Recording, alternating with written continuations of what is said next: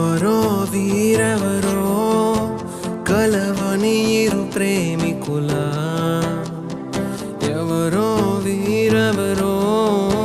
విడిపోని యాత్రికుల వీరిదారొకటే మరి దిక్కులే వేరులే ఊపిరొకటేలే ఒక్క శ్వాసల నిశ్వాస